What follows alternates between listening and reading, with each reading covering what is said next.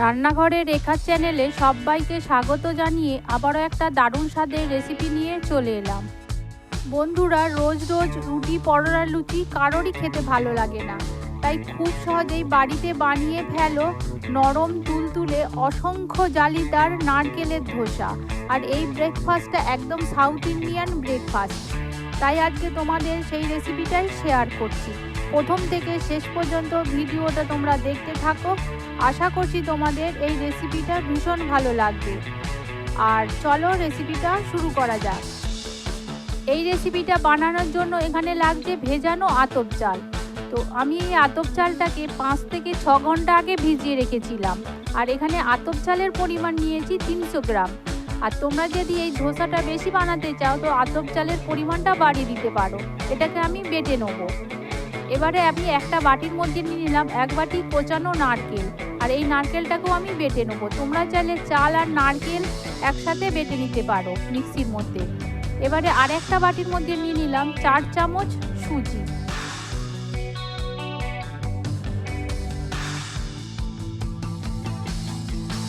বাটির মধ্যে 4 চামচ সুজি নেওয়ার পর এবারে ওর মধ্যে দিয়ে দিলাম অল্প একটু জল। তো জল দিয়ে সুজিটাকে একটু মিশিয়ে নেবো। তো এটাকেও আমি 5 থেকে 10 মিনিট পর্যন্ত ভিজিয়ে রেখে দেবো। আর সুজিটা জল দিয়ে ভিজিয়ে রাখলে কি হয়, সুজিটা খুব সহজেই নরম হয়ে যায়। তো এইভাবে আমি জল দিয়ে সুজিটাকে 5 থেকে 10 মিনিট ভিজিয়ে রেখে দিলাম। সুজিটা ততক্ষণে ভিজতে দেওয়া থাক। আর এদিকে আমি একটা বাটির মধ্যে চাটনির জন্য নিয়ে নিলাম কিছুটা কুচানো নারকেল, নিয়ে নিলাম কিছুটা বাদাম আগে থেকে আমি ভেজে রেখেছিলাম শুকনো কড়াই। আর তার মধ্যে দিয়ে দিলাম 2টো কাঁচা লঙ্কা, আর আন্দাজ করে দিয়ে দিলাম নুন, আর 1 চামচ দিয়ে দিলাম চিনি। তো এটাকেও আমি পেস্ট করে নেবো চাটনির জন্য। তো দেখো, এটাকেও আমি পেস্ট করে নিয়ে নিলাম। আর এই রকম একটু ঘন করে এটাকে পেস্ট করে নিতে হবে। আর এবারে এটাকে পেস্ট করে এক সাইডে সরিয়ে রেখে দিলাম। আর এদিকে দেখো, আমি চালটা যে বেটে নিয়েছিলাম, চালটাকে ঠিক এই রকম মিহি করে আমি বেটে নিয়েছি। তো চালটা বেটে নেওয়ার পর এবারে যে সুজিটা আমি আগে থেকে ভিজিয়ে রেখেছিলাম, তো এই সুজিটাও আমি ওই বাটা চালের মধ্যে দিয়ে দিলাম।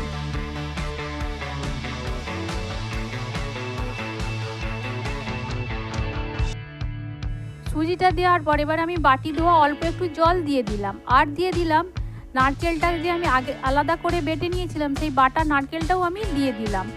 তো সমস্ত কিছু খুব ভালোভাবে মিশিয়ে নেব।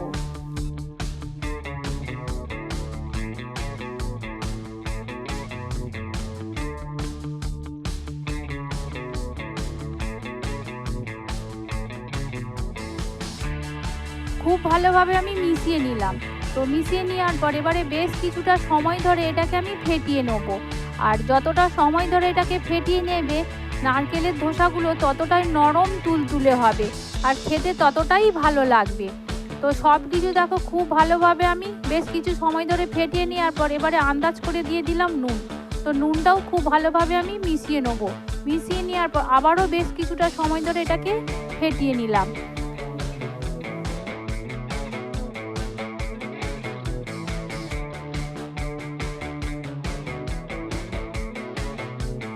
এখানে ধোসা তৈরি করার ব্যাটারটা ঠিক এই রকম রাখতে হবে, খুব পাতলাও নয় আবার খুব ঘনও নয়। তো তোমাদেরকে দেখিয়ে দিচ্ছি, ঠিক ব্যাটারটা এই রকম করেই রেডি করে নিতে হবে।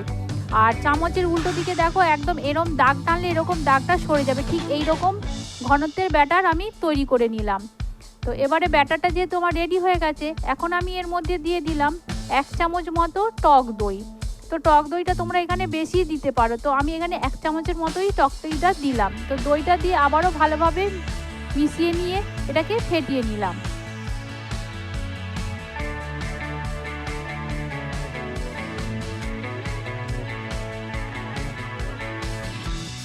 কিছুক্ষণ এইভাবে ফেটে নেওয়ার পর এবারে ঢাকনা দিয়ে ঢেকে 5 থেকে 10 মিনিট এটাকে রেস্টে রেখে দিলাম। তো 10 মিনিট বাদে আমি ঢাকনাটা খুলে আবারও আমি ফেটিয়ে নেবো। তো রেস্টে রাখার পরে দেখো ব্যাটারের ঘনত্ব ঠিক এই রকম থাকবে। তো এই রকম ঘনত্বের ব্যাটারটা তোমাদেরকে রেডি করে নিতে হবে।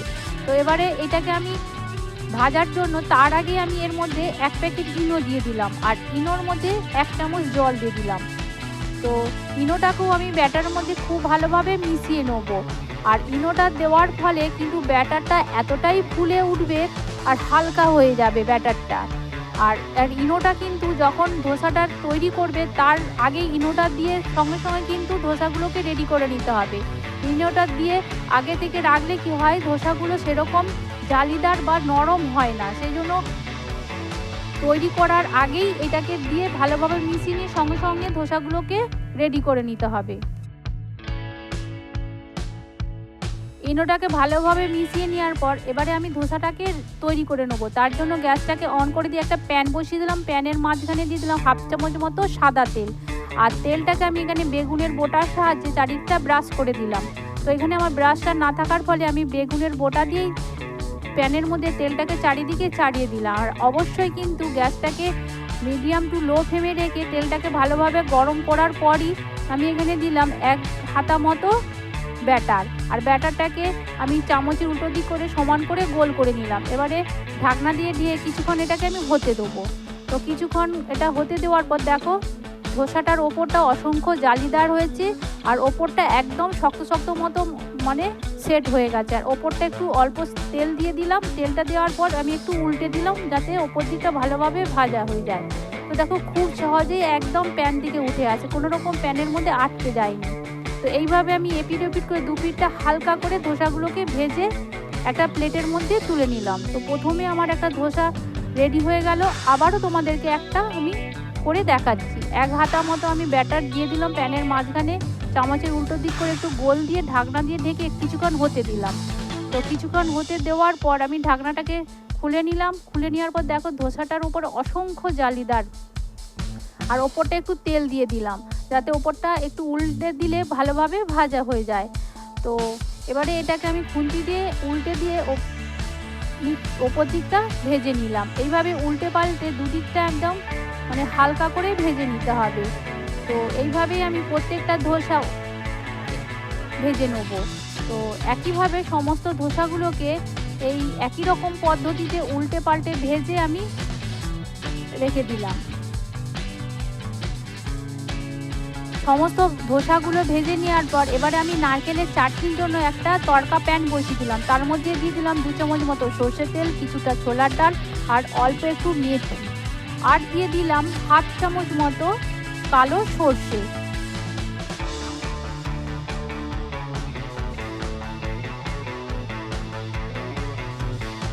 আর সবশেষে দিয়ে দিলাম কিছুটা কারি পাতা। এইভাবে তড়কাটাকে নাড়াচাড়া করে কিছুক্ষণ আমি ভেজে নেব। আর তড়কা ভাজার যখন সেন্টটা মানে কারি পাতা সর্ষের এই যে গন্ধটা আছে সেই গন্ধটা যখন সুন্দরভাবে মানে হবে তখনই আমি এই তড়কাটাকে নামিয়ে নেব। তো এইভাবে কিছুক্ষণ নাড়াচাড়া করে আমি ভেজে নিলাম।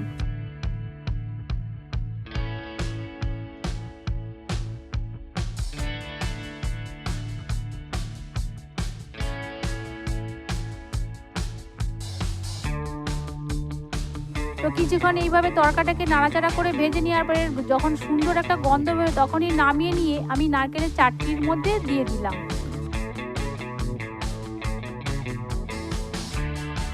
তড়কাটা দেওয়ার পর এবারে নারকেলের চাটনির মধ্যে আমি একটু ভালোভাবে মিশিয়ে নেব।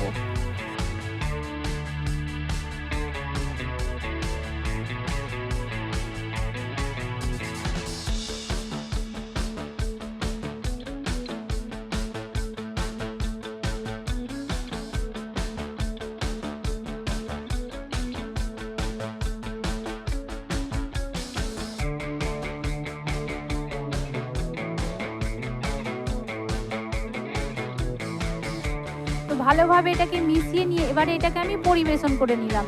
একটা প্লেটের মধ্যে নিয়ে নিলাম চাটনি আর নিয়ে নিলাম ধোসা। আর এইভাবেই তৈরি হয়ে গেল নারকেলের ধোসা, অসংখ্য জালিদার আর নরম তুলতুলে। রেসিপিটা ভালো লাগলে লাইক শেয়ার কমেন্ট করে দিও। আর যারা এখনও পর্যন্ত আমার চ্যানেলটিকে সাবস্ক্রাইব করেনি প্লিজ তারা আমার চ্যানেলটিকে তোমরা সাবস্ক্রাইব করে দিও। ভালো থেকো, সুস্থ থেকো, ধন্যবাদ।